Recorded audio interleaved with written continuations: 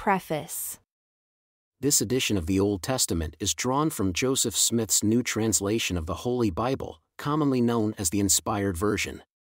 During talks that Joseph Smith gave in the Nauvoo era, there were several times when he said, "The Bible reads this way, but it ought to read that way," or "this is what it says," but a plainer meaning or plainer translation would be this.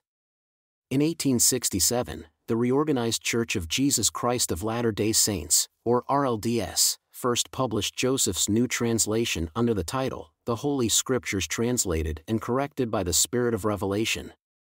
When the Joseph Smith translation, or JST, was first published by the RLDS Church, the publishing committee made a number of editorial changes. Additionally, Joseph Smith made changes that did not get incorporated into their version. This restoration edition of the Old Testament encompasses every change Joseph Smith made, whether they were in the version published by the RLDS Church or not. Also, all of the editorial changes that were inserted by their committee have been eliminated. Great effort has been taken to gather and correctly reflect exactly what Joseph Smith intended. However, Joseph's labor to recover and restore the text of the Bible was never completed, hindering this current effort to fully reflect his intentions. All available sources of the Joseph Smith inspired version of the Bible have been used to align the text with Joseph's efforts to improve the text. In addition to the written edits made by Joseph, a number of other textual adjustments have been made. These adjustments were things that Joseph stated in public discourses that never became part of his written new translation. The following is a simple list of the updates and changes made to the Old Testament for this restoration edition of the Scriptures.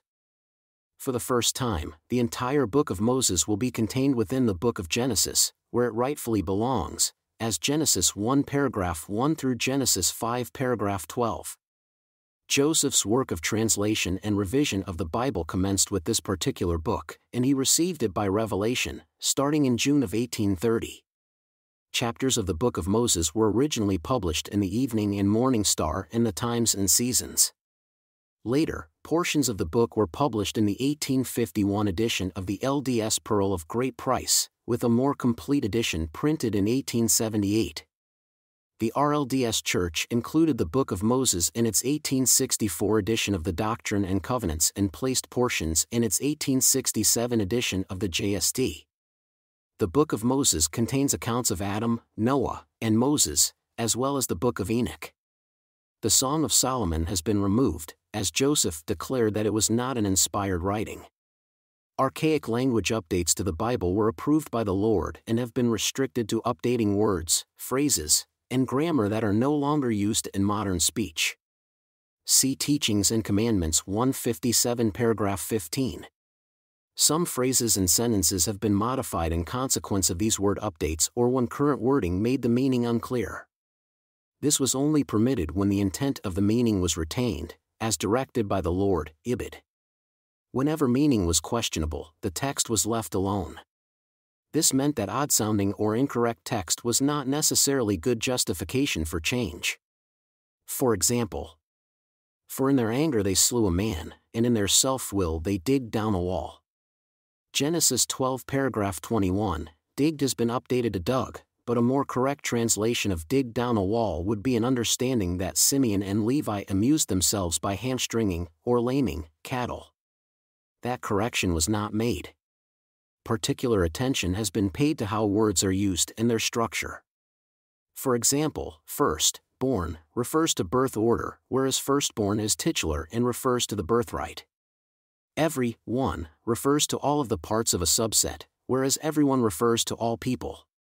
The distinction between all caps Lord versus normally capitalized Lord and between all caps God versus normally capitalized God have been let go and standardized to normal capitalization for both Lord and God. Name spellings have been standardized.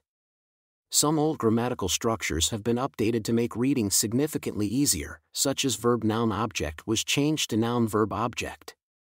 For example, "Then answered they him," became, "Then they answered him." John 5 paragraph 2, some exceptions were made when the text needed to be respected more than it needed to be updated. For example, "Created I him," "Created I them." Genesis 3 paragraph 14. chapters have been set by context rather than tradition, and verses have been expanded to paragraphs to allow the context to influence the reading of the text. This diminishes the divorcing of statements from their greater context, which often occurs when a scriptural text is poorly divided into smaller chapters and verses. Punctuation has been reduced, whenever possible, to allow multiple interpretations where the text suggests that possibility. Otherwise, modern grammatical rules have been applied. Some literary tools have been used to invite new or particular perspectives to be considered. For example, when referring to God, pronouns have all been rendered in lowercase to help reduce the historically perceived distance between God and man. Words that can convey multiple meanings are largely rendered in lowercase, even when one of the meanings would demand capitalization, such as earth. Also, a significant number of titles have been rendered in lowercase to avoid elevating some men and positions above others. Great effort has been put into honoring the work of Joseph Smith in this collection. Because numerous changes indicated in the Bible that Joseph used for his translation have never been included in any prior version of the JST, this should be considered the most complete JST currently available.